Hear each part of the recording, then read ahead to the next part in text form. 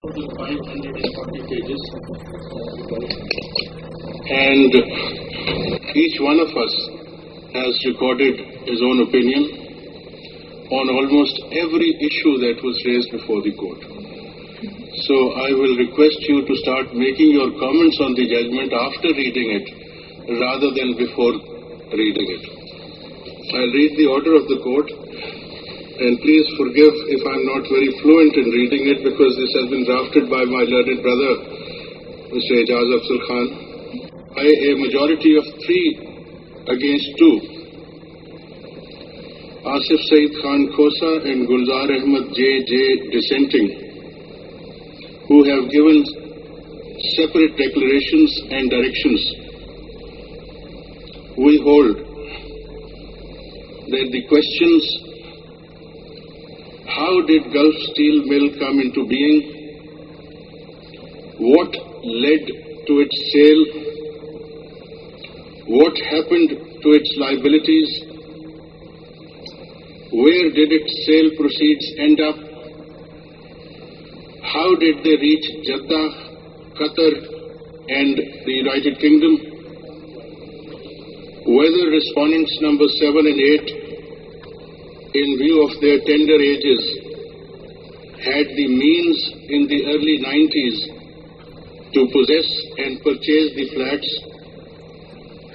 whether sudden appearance of the letters of Hamad bin Jasim bin Jabir Al-Thani is a myth or a reality, how bearer shares crystallized into the flats,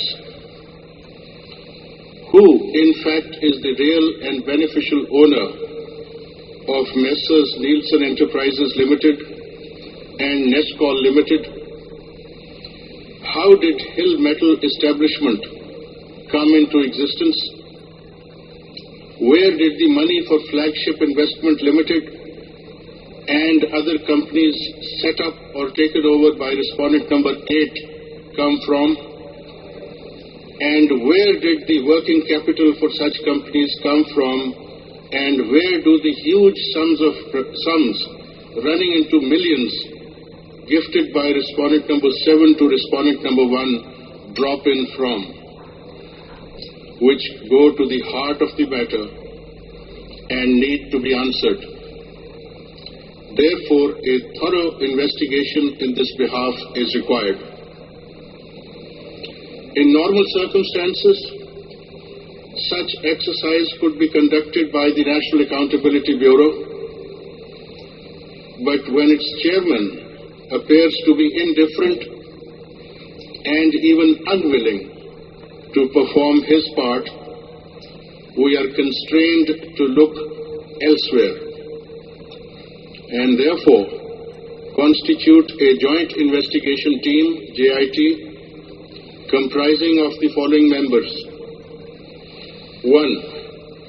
A senior officer of the Federal Investigation Agency, FIA, not below the rank of Additional Director General, who shall head the team having first-hand experience of investigation of white-collar crime and related matters. 2. A representative of the National Accountability Bureau. 3. A nominee of the Securities and Exchange Commission of Pakistan, familiar with the issue of money laundering and white-collar crimes. 4. A nominee of the State Bank of Pakistan. 5. A seasoned officer of Inter-Services Intelligence, ISI, nominated by its Director General, and a seasoned officer of military intelligence, MI, nominated by its Director General. The heads of the aforesaid departments/institutions shall recommend the names of their nominees for the JIT within 7 days from today, which shall be placed before us in chambers for nomination and approval. The JIT shall investigate the case and collect evidence, if any, showing that respondent number 1 or any of his dependents or benamidars owns, possesses, or has acquired assets or any interest therein disproportionate to his known means of income. Respondents number 1, 7 and 8 are directed to appear and associate themselves with the JIT as and when required.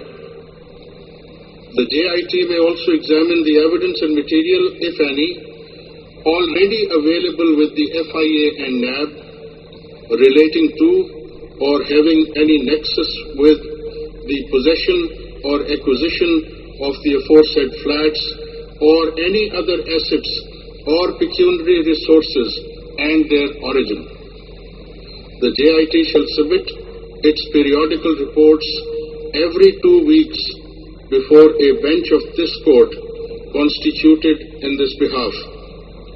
The JIT shall complete the investigation and submit its final report before the said bench within a period of 60 days from the date of its constitution. The bench thereupon may pass appropriate orders in exercise of its powers under Articles 184(3), 187(2) and 190 of the Constitution, including an order for filing a reference against respondent number 1 and any other person having nexus with the crime, if justified on the basis of the material thus brought on the record before it. It is further held that upon receipt of the reports, periodic or final, of the JIT, as the case may be, the matter of disqualification of respondent number 1 shall be considered. If found necessary for passing an appropriate order in this behalf, respondent number 1 or any other person may be summoned and examined.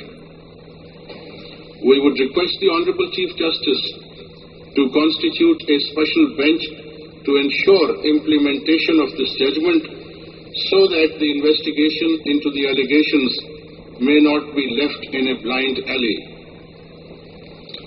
This is the court order on behalf of the entire bench, but reflects the conclusions reached by 3 honorable members. The remaining members of the bench have gone a step further. According to the remaining members of the bench, apart from criminal investigation and criminal prosecution,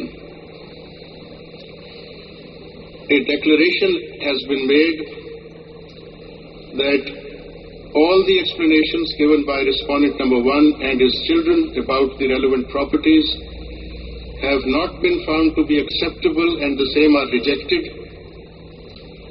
They have also declared that in the matter of explaining possession and acquisition of the relevant properties in London, respondent number 1 has not been honest to the nation, to the representatives of the nation in the National Assembly, and to this court.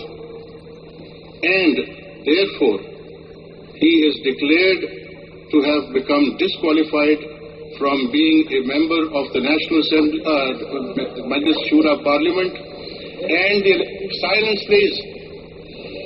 And the Election Commission of Pakistan is directed to denotify respondent number 1 forthwith. Thank you very much.